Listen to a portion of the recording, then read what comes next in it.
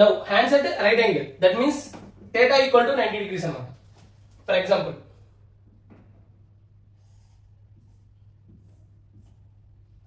Hour hand అనేది 3 మీద ఉంది, మినిట్ హ్యాండ్ అనేది 12 మీద ఉంది అనమాట. సో నౌ ఇక్కడ యాంగిల్ వచ్చేసరికి 90 degrees ఫామ్ అవుతుంది అనమాట. 90 degrees ఫామ్ అవుతుంది. Happens twice every hour. So 2 times అవుతుంది అనమాట ఎవ్రీ అవర్స్ కి, ఎవ్రీ 1 hour కి. సో 2 times అవుతుంది ఎవ్రీ 1 hour కి. దట్ మీన్స్ 12 hours లో వచ్చేసరికి మనకి 22 times అవుతుంది అనమాట. 22 times. So both hands 90 degrees అనేవి 12 hours లో 22 times. 24 hours లో వచ్చేసరికి 44 times అవుతుంది అనమాట. Next hands at straight line. So ఇది కూడా వచ్చేసరికి సిమిలర్లీ ఇది కూడా వచ్చేసరికి right angle hands right angle ఉన్నప్పుడు ఏ విధంగా అయితే ఫాలో అవుతుందో సిమిలర్లీ ఇది కూడా అలానే ఫాలో అవుతుంది అనమాట. సో 12 hours లో వచ్చేసరికి 22 times ఫాలో అవుతుంది. 24 hours లో వచ్చేసరికి 44 times. సో మన క్వశ్చన్ ఎలా అడుగుతాడంటే how many times in a day hands both hands of a clock will be at straight line but not together, లేదా at straight line. ఇలా ఏది అడిగినా కానీ మనకి 12 hours లో వచ్చేసరికి 22 times, 24 hours లో వచ్చేసరికి 44 times. సో వాడు మెన్షన్ చేస్తాడు అనమాట whether it is 12 hour clock or 24 hours clock. So దాన్ని బట్టి మనం ఈ ఆప్షన్స్ కింద ఇచ్చిన ఆప్షన్స్ బట్టి వెళ్ళాలన్నమాట. Similarly right angle both hands at right angle అన్నా కానీ ఇదే ఫాలో అవుతుంది. 12 hours లో 22 times, 24 hours లో 44 times. 12 hours ఒక్కటే గుర్తుపెట్టుకోండి ఫ్రెండ్స్, సో దట్ మనకి ఈజీగా కనెక్ట్ అవ్వచ్చు అనమాట. 24 hours అంటే మల్టిప్లై విత్ 2. సో ఫ్రెండ్స్ ఇప్పుడు క్వశ్చన్స్ అయితే చేద్దామండి. సో ఈ question first question, if a clock is 5 minutes slow every hour, how much will it lose in 24 hours? So 1 hour వచ్చేసరికి 5 minutes slow అంటున్నాడు. అదే 24 hours లో ఎన్ని మినిట్స్ అంటున్నాడు. చాలా simple friends. So 5 into 24, that means 120 minutes. 24 hours లో 120 minutes, that is equal to 2 hours అనేది loose అవుతుంది అనమాట. ఈ క్వశ్చన్ లో వచ్చేసరికి an accurate clock shows 8 o'clock in the morning. Through how many degrees will the hour hand rotate when the clock shows 2 o'clock in the afternoon? Friends ఇది చాలా simple. మనందరూ తెలుసు అవర్ క్లాక్ అనేది 12 hours లో full circle వేస్తుంది అనమాట. 12 hours equal to 360 degrees. 1 hour వచ్చేసరికి 30 degrees. Now ఇక్కడ ఎన్ని అవర్స్ అనేది క్యాలిక్యులేట్ చేయాలన్నమాట. సో మార్నింగ్ 8 నుంచి 2 o'clock in the afternoon, that means 14 minus 8, that equal to 6 hours. So 6 hours into 30 degrees, 180 degrees hours. మీకు అందరికీ డౌట్ రావచ్చు 14 ఎలా తీసుకున్నారు అనేసి. So 2 o'clock 2 PM nothing but 14 hours అనమాట. Angle between the hands of a clock at 10:25. So reflex angle అడిగాడు. So reflex angle formula వచ్చేసరికి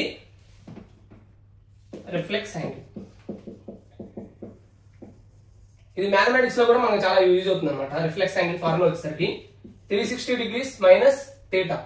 theta అంటే ఇప్పుడు మనం ఫైండ్ అవుట్ చేయే యాంగిల్ అనమాట. ఆ యాంగిల్ ఎలా ఫైండ్ అవుట్ చేయాలి? 10:25. సో మనందరూ తెలుసు థీటా ఫార్ములా వచ్చేసరికి mod 11/2 మైనస్ 30h. 10:25 అన్నారు. 10:25. So 10 hours 25 minutes. సో దీంట్లో సబ్స్టిట్యూట్ చేద్దామండి. 11 into 25/2 minus 30 into hours. 10 hours కాబట్టి 300 అవుతామండి. Now mod.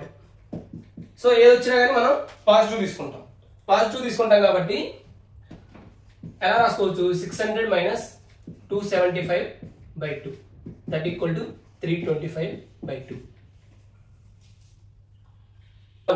థీటా వాల్యూ అయితే వచ్చేసింది. సో మనం ఏం చెప్పుకున్నాం? Reflex angle nothing but 360 degrees minus theta. Now so reflex angle equal to 360 degrees minus మనకు వచ్చిన థీటా వాల్యూ 325/2 చేస్తే మనకి దీని ఆన్సర్ వచ్చేసరికి 197 off. So that is reflex angle, friends. Friends, ఈ క్వశ్చన్ వచ్చేసరికి a clock is started at noon by 10 minutes past 5. The hour hand has turned through. So 5 hours 10 minutes అయితే ఇచ్చారు. మనకి ఏమంటున్నాడు? The hour hand has turned through. So hour hand వచ్చేసరికి ఎన్ని degrees move అయింది అని అడుగుతున్నాడు. మనందరికీ తెలుసు ఫ్రెండ్స్, 12 అవర్స్ లో 360 డిగ్రీస్, 1 అవర్ వచ్చేసరికి 30 degrees. So 5 into 30 degrees plus 10 minutes అనేది ఉంది. 60 మినిట్స్ లో 30 డిగ్రీస్, 1 మినిట్ లో హాఫ్ డిగ్రీ. 10 మినిట్స్ లో 5 డిగ్రీస్ అనమాట.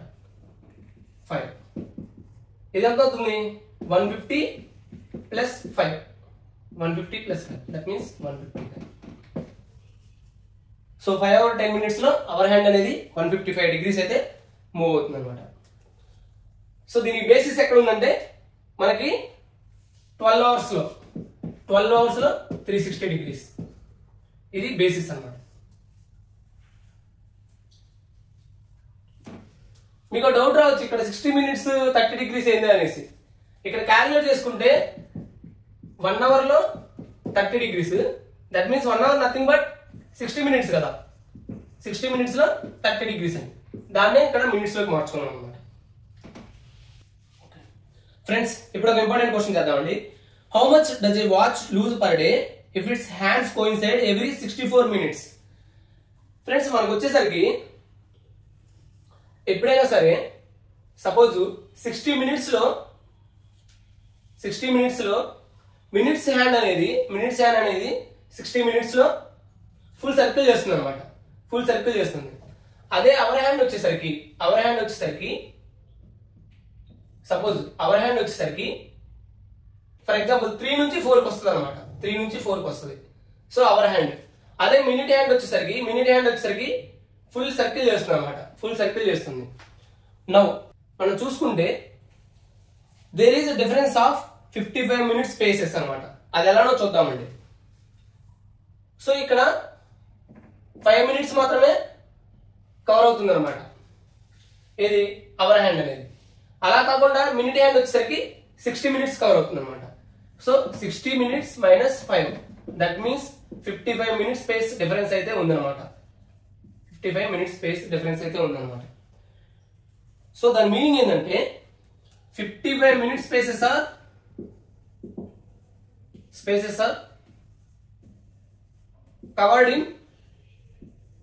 covered in 60 minutes. ఇది బేసిస్ అన్నమాట, అంటే మనం చేయబోయే క్వశ్చన్ కి. నౌ 60 మినిట్స్ స్పేసెస్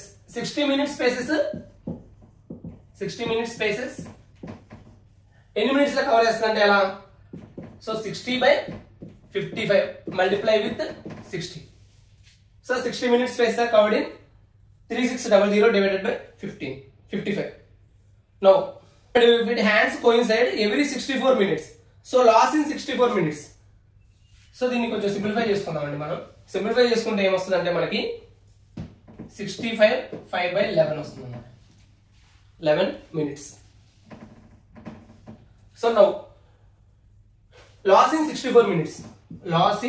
64 minutes లో మనకు లాస్ ఎంత వస్తుందో చూద్దాం. అది వచ్చేసరికి 65 5/11 minus 64. That means 1 5/11. That means 16/11 minutes. So 64 minutes లో వచ్చేసరికి 16/11 minutes